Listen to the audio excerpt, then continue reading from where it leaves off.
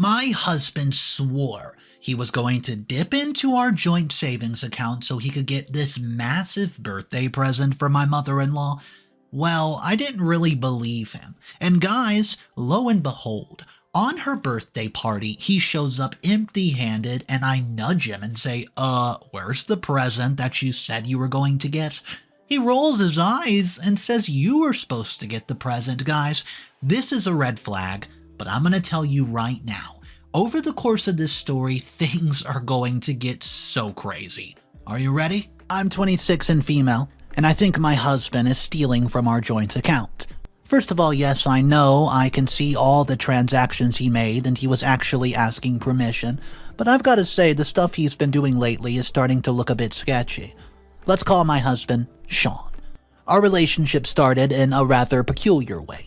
We met when we were both new hires in the company that I'm working at, and we were only the new hires at the time, so we blame each other's buddies. We help each other excel in our work, making sure that we can keep up with the seniors. Not long after, I guess we considered each other as best friends, and we were sharing everything, doing things together, and just living life. I remember the day I realized I was falling for him. It was late, and the office was quiet except for the sound of our keyboards, and he threw me a smile over the monitor, and suddenly the beating of my heart was the only thing that I could hear.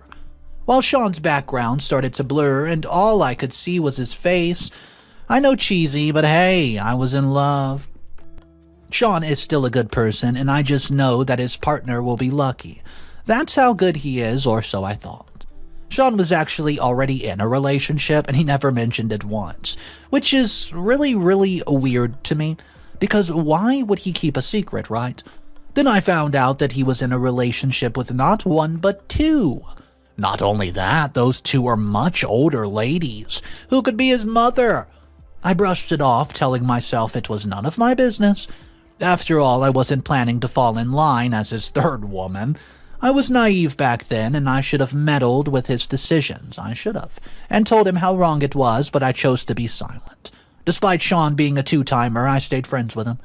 After that, a few years have passed, and we were both doing great in our careers respectively. But the thing is, the more I saw Sean, the harder I fell for him. Instead of getting turned off, I couldn't help but just fall harder and harder for him, and Sean? Well, he could not even stick to one partner. I reached a point where I could keep it to myself not a second longer. I had to clear the air, even if it meant risking it all. I just had to get it off of my chest, you know? So I invited him over under the guise of celebrating my promotion, and who better to share it with than Sean? I was gulping wine and whiskey, trying to gather strength for what I was about to do. The night was blurry, and before I knew it, I was confessing my heart to him, telling him everything I felt, and Sean froze and told me that he could not be with me before mumbling an apology and heading out the door. But in a moment of reckless courage, I stopped him with a kiss.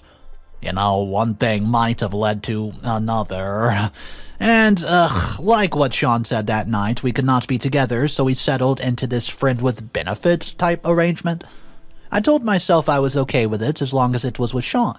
But life, it messed me up bad. I noticed that I started getting morning sickness, and a pregnancy test confirmed my fears. Boom! Pregnant. I have this condition called PCOS, and I really thought it meant that I could not have children, but I was so wrong. Please don't be like me and listen to your OBGYN. So there I was, freaking out big time. A wave of panic washed over me, so I kept the pregnancy from Sean because I was too scared to face reality. Afraid of his possible response, but Sean's not stupid. He started picking up on little things like how I almost threw up to the smell of my favorite pasta, and even the smell of his cologne. Then the day came when he could not ignore the signs anymore, and he cornered me with that "we need to talk" routine, and I was forced to tell the truth. But instead of sticking around the chat, Sean walked out. Just like that, he was gone into the night, and I was left wondering if I would ever see him again. So hours ticked by, each one longer than the last, but then out of nowhere, Sean's back at the door, looking serious, and he told me he's not gonna bail on me and a child. He apologized for running away and that he was just shocked. And I was bawling my eyes out when I blurted out the craziest question, "Shawnee boy, marry me?" And would you believe it? Sean said yes. We got married a month after before my belly got bigger, just as quickly and impulsively as everything else we'd done.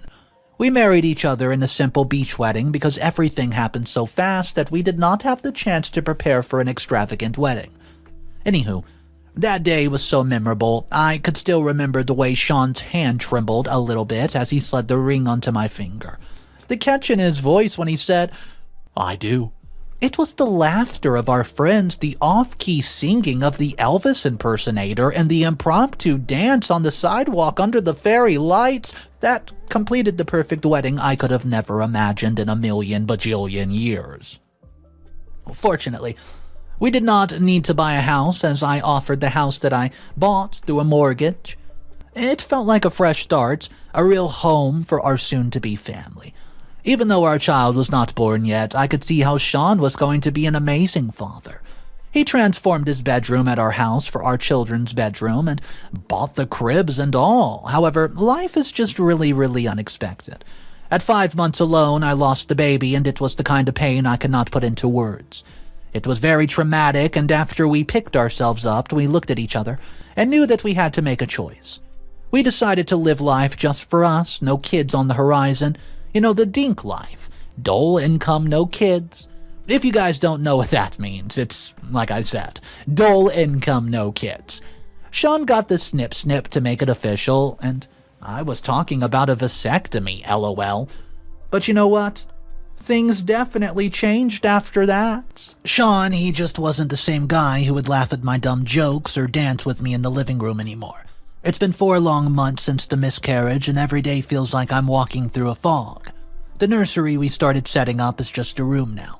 The room is screaming in silence that's too loud, and Sean's been my rock. But even rocks can crumble. He quit his job and said that he needed something that paid better. Something that would give us a fresh start, and I wanted to believe him. I didn't mind when he started dipping into our joint account for his day-to-day expenses.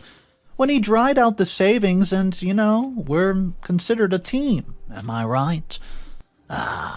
But lately, Sean's been acting all kinds of strange, and things just started to get really weird. The joint account was never a point of contention, not until the account statement showed purchases that made absolutely no sense.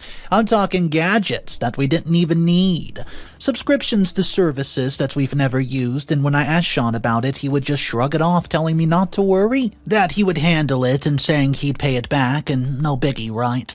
But that pit in my stomach would not go away. Then came his mom's birthday. Sean said he wanted to get her something special. Something that would show how much we cared, and he asked for a pretty big withdrawal from our savings, and I agreed, thinking it was for a good cause. But as the birthday got closer, I started to get that nagging feeling again, so what'd you get her? I asked, trying to keep it light. Sean would just mumble about, I don't know, something of it being a surprise. My mother-in-law Ava's birthday is nearing, and there's no gift. No surprise, nothing but Sean's empty hand and a bunch of lame excuses, and of course I'm furious.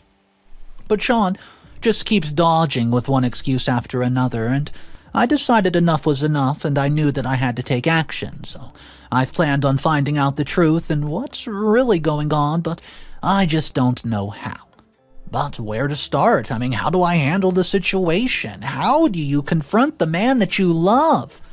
Now, I'm sitting here just typing this out, wondering if I'm the a-hole for doubting my own husband. But I mean, come on, wouldn't you? Update number 1. Hey there, it's been a week since my post, and now I think my husband's not just stealing from our joint account, but he's also cheating.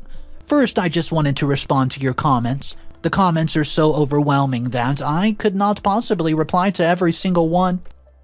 Anyways, to those who told me that Sean might be cheating on me and was spending our money on his mistress, well, I guess you're right.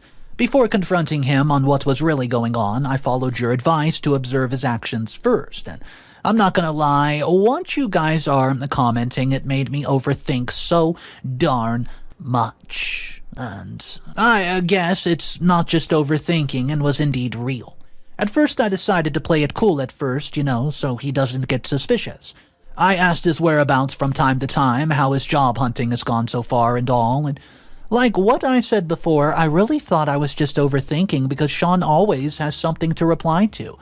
But guys, the more that I watched Sean, the clearer it became that something was up. I tried to shrug off the nagging doubts, telling myself I was just being a bit paranoid. But paranoia does not change your husband's passwords or make him whisper into the phone at 2 a.m. in the morning, does it? I'd catch glimpses of Sean, hunched over his screen, fingers flying as he typed out messages that he'd never let me read. So I did what any self-respecting, slightly desperate wife would do.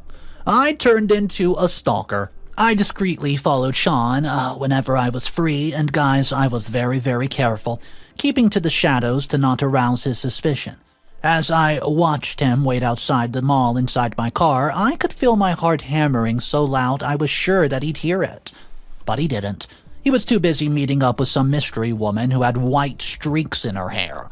I gave Sean the benefit of the doubt. I mean, what if it was his aunt? You know, maybe a friend of, the parents? But all of those thoughts just vanished when they walked into this fancy restaurant and all smiles and acting very intimate. And Sean even pulled out her chair for her, whispering in her ear and laughing, stuff that he had not done with me since our baby passed. I tried to get a good look at her face, but either I needed new glasses or my fate was just not letting me see her, because I could not see even her nose as I was facing her back. My heart was beating so darn fast, and not in a fun way. I can feel my hands shaking on the steering wheel because of anger and feeling of betrayal. They're spoon-feeding each other, toasting with wine that probably costs more than our weekly grocery bill, and I'm just there trying to convince myself I'm not seeing what I'm actually seeing. Which I am. It felt like I was watching my own life turn into a movie, and as cliche as it sounds, I thought I would only see this in movies. But here I am, spying on my own darn husband, but who am I kidding? It's clear as day, I cannot unsee the way she touches his arm, or the way he grins at her stories. I'm gutted, feeling like someone scooped out my insides and left me hollow, and I bailed before I could see more and did something that I would regret. I couldn't handle it. I did not act hastily and tried to think of something that I could do, but I could not come up with one. That's why I decided to write this post. I could not confront Sean because I was too afraid, and I did not even see his mistress's face. Because of that, I could not help but give snarky comments about what happened, saying that maybe Sean has a mistress and he's using the money from our joint account to pay for their dates or something like that. Whenever I say that, he just tells me to not be crazy, help me, and I don't know what to do. Should I confront him even without knowing who his mistress is? But I don't know, because, while writing this, I had this gut feeling that I know that old lady. Oh man, I'll update you guys soon enough. Update number 2. Please subscribe to the channel. I'm right. I do know my husband's mistress, and I did not expect her to be, hey, it's me again. You might be remembering me from the whole husband might be stealing from our joint account story. Well, after a week, here's another update for you guys. So, I kept on watching my husband, and guess what? The mystery woman was not so mysterious after all. It was Daisy, whom I'd recognized as Sean's father's friend. Yeah, you read it right. Next, I did the most sensible thing. I gathered evidence and I made sure to photograph them while they were out dining in public. However, what I discovered last night, oh boy, it crossed some lines. At around 2 a.m., as I struggled to find sleep, I reached out for a drink and noticed Sean had dozed off, holding his phone unlocked. So I did the most sensible thing to do. I went through his phone. That's where I found horrendous things, and his credit card bills are piling up that were probably spent on Daisy. Fancy dinners, shiny gifts, all for Daisy. And don't get me started with the text messages. Let's just say that they weren't talking about the weather. What I discovered officially confirmed my suspicions. My husband is having an affair with his father's friend. Not only that, he's treating Daisy as his sugar baby. Which is ironic because Daisy is far from being a baby. Anyways, before I cried myself to sleep, I made sure to take screenshots and send them to me and erase evidence that I accessed his phone at all. This morning, I confronted him and told him everything I knew. I was hysterical, but I managed to let it all out. And you know what he did? He blamed me Yeah, blamed me for everything that he did and for every action that he made. He blamed me for his absolute miserable life, and you know what else? He even blamed me for our child's death, as if I wanted him to pass away. He even accused me of intentionally getting pregnant because I was so head over heels for him that I wanted to be impregnated by him. He even had the nerve to say he only put a ring on it because of the baby, and now that our little one's gone, he'll do anything he wants, and no, he did not stop there. He even told me that I was not even his type, and that if I wanted him to stick around, I should let him have that person that he truly wanted. Can you believe it? I suddenly felt gross as I realized I was kissing somebody who likes to kiss an old lady. Yuck! I couldn't see my husband anymore. I don't want him to treat me like this. I mean, I love him, but I don't want to be treated like a toy. So I kicked him out right then and there, fair and square. Kicking him out is not enough, though. I gotta teach this man a lesson that he won't forget. I'll hear you guys out, but I think he's going to get a lesson from me. Update number 3. Hey, it's me again, guys. I am back. Well, it's been a week since my last update, and I just want to say that justice has been served. The day after I kicked out Sean, he came back and told me to let him stay as he did not have other places to stay. I didn't know what I was thinking, but I agreed. Then my mother-in-law's birthday came. Of course, we were coming to the event, and Sean had the audacity to ask me to pretend that we were okay. Well, little did he know I already had a plan. That morning, before going to my mother-in-law's party, I went to a divorce attorney and just asked for a bit of guidance. After that, I ended up buying the gift because my cheating husband did not get one. The party started, and in the middle of it, Daisy came up in shock on her face as Sean's face was priceless. Daisy thought she came late because the party had already gotten underway, while Sean was wondering what the heck was Daisy doing there. Well, that's my plan. I invited her and intentionally told her the wrong time so that when she arrived, everybody would just be chillin'. I went to her and apologized and gave a lame excuse that I might have told her the wrong time and I was oh so sorry for it. Minutes passed and we were all surrounding this round high table, including my in-laws and Daisy. Everybody was laughing and in the middle of talking about politics when Sean leaned in so close that I could feel his breath, asking why Daisy was at the party. He was very angry and was whispering about how I could invite her. I kept silent, just barely, focusing on the ice melting in my cocktail, pretending not to notice the strong grip that he had on my arm. My mother-in-law, bless her, caught on quickly and told Sean to let me go. But Sean, he wasn't having any of it. His fingers dug deep, and I could feel his nails that were about to pierce through my raw skin. That's when I lost it. With all the strength I could muster, I pushed him away, and the table went silent as I slapped him so hard. I reached into my bag, and my hand was shaking as I pulled out those damn divorce papers, and I threw them at him. They flew across the table, landing on Sean's stunned face. "You don't deserve me. Go run to your old mistress." I then turned to Daisy with her face pale and shocked, and I said, "And you knew he was married." It felt so surreal. Even though what happened was heartbreaking, I felt like I was the main character who finally stood on her own. Anywho, I wasn't planning on revealing all of this in the middle of the party. I was thinking of exposing them when guests were starting to leave. Oh well. After my revelation, everybody fell silent at the table, and I briefly explained what happened to my in-laws so they're not completely lost. Of course, everybody was shocked, especially my father-in-law, since Daisy, was one of his buddies. And now he just discovered that she's in a relationship with his son. Who wouldn't be shocked? I mean, come on. Father-in-law's face was red as a tomato. Not with embarrassment, but with rage that seemed to just shake his whole body. With his low voice that screams danger, he tells Daisy to get out. She didn't need to be told twice, and then he turned to Sean and slapped him so hard. He kicked Sean out of the house, and while saying those words, I could hear his voice shaking. Sean stumbled out wearing a face mix of shock and shame. Now, I'm sitting here at home typing this out to you while Sean's just a few feet away trying to ease the pain from the slap he received in the living room. I'm not satisfied. Not yet. Sean's going to pay for what he did, and I'm starting with Daisy's husband. I'll update you guys. Update number 4. First of all, I don't want to ruin my mother-in-law's party. I didn't want to. Like what I've just said, I was planning to expose the cheater's son at a much later time. Sean was at fault here because he provoked me, okay? And fixed the problem privately. No, do you think that I could get those 2 cheating jerks in a room together with my in-laws? Well, think again. The next morning after my mother-in-law's party, I kicked out Sean for good. He had no right to be standing at the house I paid for. I mean, where would he go? Well, I didn't care at this point. And you know what he said when I kicked him out? He said that he was glad because finally he could be with Daisy. As if Daisy's living with her husband. Anyways, I was heartbroken, not gonna lie, not a single sorry from Sean.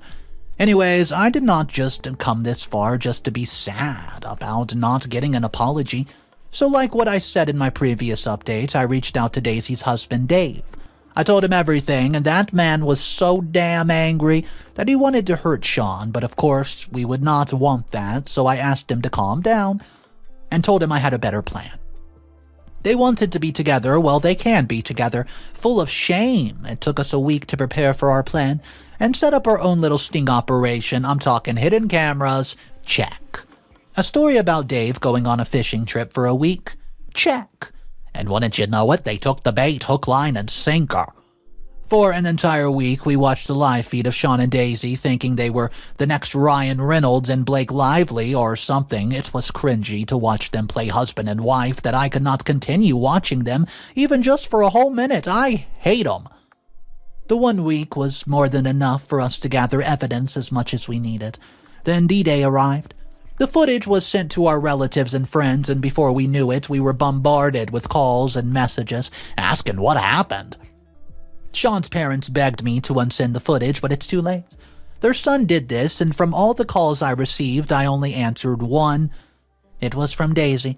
She called me with her voice shaky and high-pitched, asking me how could I do that and telling me that her life was completely over, all because of me. I could almost hear the tears through the phone, but hey, play stupid games, win stupid prizes. Also, she's old, and there's not much for her anyways. And Sean, he came storming over, knocking intensely on my door, and of course I did not open the door, but I could hear him shouting how I destroyed them and us. He had no right to tell me that, and he was the one who failed this relationship. He failed this family. You know, I didn't really imagine all of this happening in the span of 1 month, and I didn't know I had all the strength and courage to survive it. Somehow I felt satisfied but not fulfilled. But I guess justice has been served, and with that, I want to express my gratitude to this, forum here and for people listening. Thank you so much. Final update. Hey guys, I just didn't know this post still gained new readers even though a year's already passed. Well, Sean and Daisy, they're now wearing matching orange jumpsuits. Serves them right. They tried to trespass in my house to probably hurt me, so I took the case to court with all the evidence I had. Winning the case against them was easy peasy. As much as I wanted them to rot in prison, they would only be staying there for a few months' time. As for Dave, he didn't want a divorce. He said that getting divorced at their age is just impractical, so might as well use the rest of their lives recounseling than finding new loves. Yeah, I get it. I get his point, but it's just so sad that it needed to come to this. Do you also think about it, the ones who made the mistake don't suffer that much, but the ones who were wronged have to suffer the trauma and heartache for years. It's cruel. Now, your girl here, I'm already divorced, thankfully. I've been dipping my toes back into the dating pool, but I've been taking it very slow in the shallow end. Because if there's one thing I've learned, it's that love's blindfold can be a little too tight sometimes. I'm not getting any younger, so I'm determined to find a new one that'll treat me right, and not just because he was, quote, forced to. Anyways, I've sold the house where me and Sean lived, and there's just too many bad memories. I'm also doing great in my career. I recently bought a house that's still undergoing some renovations, guys.